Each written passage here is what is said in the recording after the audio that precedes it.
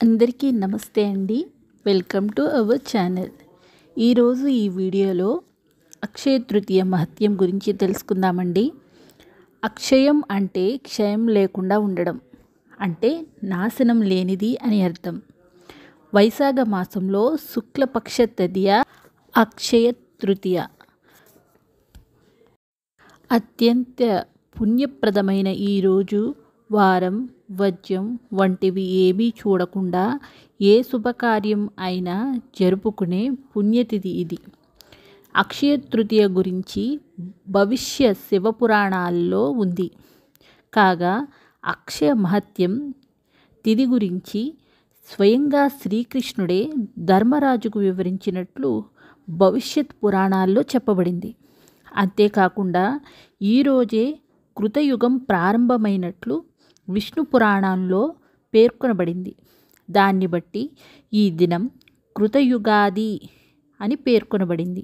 ఉగాది రోజు ఆచరించవలసిన విధులు అన్నీ ఈరోజు ఆచరించాలి అని శాస్త్రవచనం. అక్షయ తృతీయ రోజు ఆచరించాల్సిన ప్రధాన విధులు స్నాన, దాన, తప, శ్రాద్ధ, హోమాలు. ఈరోజు తెల్లవారుజామునే స్థిరస్థానం ఆచరించవలను. గంగా స్నానం లేక గంగానదిని స్మరిస్తూ నదులు, కాలువలు, చెరువులు, బావులు అందుకు వీలు లేకుంటే ఇంటి వద్ద స్నానం ఆచరించవలను. పితృదేవతలను స్మరించి పితృకార్యాలు చేయవలను. ఈరోజు సముద్ర స్నానం చేసి పితృకార్యాలు చేయడం వల్ల కురుక్షేత్రంలో 1000 గోవులను దానం చేసిన ఫలితం లభిస్తుంది. తరువాత దేవతా పూజ చేయాలి. ఈనాడు శ్రీ లక్ష్మీ సమేత నారాయణ్ణి, శ్రీ గౌరీ సమేత పరమేశ్వరుణ్ణి ఇష్టదేవతారాధనను చేయాలి. శక్తి మేరకు నైవేద్యం సమర్పించాలి. ఈరోజు ఒక్క పూట భోజనం చేసి సాయంత్రం ఉపవాసం చేయాలి. ఉప్పు లేని ఆహారాన్ని స్వీకరించడంతో పాటు చక్కెర కలిపిన పేలపిండిని స్వీకరించాలి. స్వీకరిస్తే చాలా మంచిదండి. ఈరోజు వివిధ దానాలు చేయాలి అని శాస్త్రవచనం. ప్రధానంగా విసనకర్రలు, లడ్డూలు దానం చేయాలి. ఫలితంగా మరణానంతరం వైకుంఠ ప్రాప్తి కానీ శివలోకం కానీ ప్రాప్తిస్తుంది.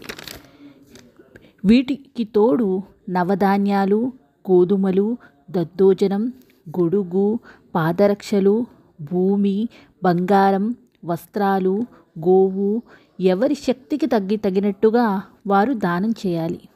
దీనికి తోడు పితృదేవతల ప్రీతి కొరకు ఉదకుండ దానం అంటే నీటితో నిండిన కుండను దానం చేయాలి. ఈనాడు చేసే దానాలు అక్షయమై జీవితంలో అన్నింటినీ భగవంతుడు అక్షయం చేస్తాడు. దీనికి సంబంధించిన ఒక గాథ పురాణాల్లో ఉంది. పూర్వం నిర్ధనుడు అనే వ్యక్తి భక్తి శ్రద్ధలతో నియమానుసారంగా స్నానాదులు, పితృదేవతలు, వివిధ దేవతల పూజలు చేయడంతో పాటు నిత్య ఆహారం కోసం దాచుకున్న గోధుమలు, శనగలు, పేలపిండి, దద్దోజనం, చెరుకు రసం వంటి వాటిని కూడా దానం చేశాడు.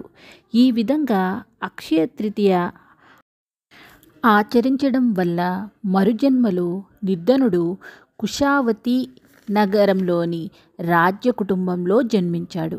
యువరాజుగా సకల సంపదలను అనుభవించాడు. తండ్రి అనంతరం సింహాసనాన్ని అధిష్ఠించి ధర్మబద్ధంగా పాలన చేశాడు. తాను ఆచరించడంతో పాటు ప్రజలందరి చేత అక్షయ తృతీయ ఆచరింపచేశాడు.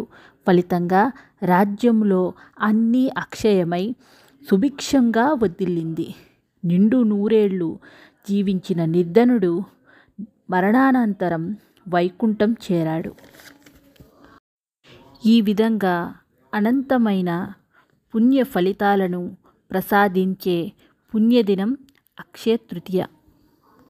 ఈ అక్షయ తృతీయ కథను విన్నవారికి అక్షయ తృతీయ రోజు ఏ దానాలు చేయకపోయినను అన్ని దానాలు చేసిన ఫలితాన్ని పొందుతారు.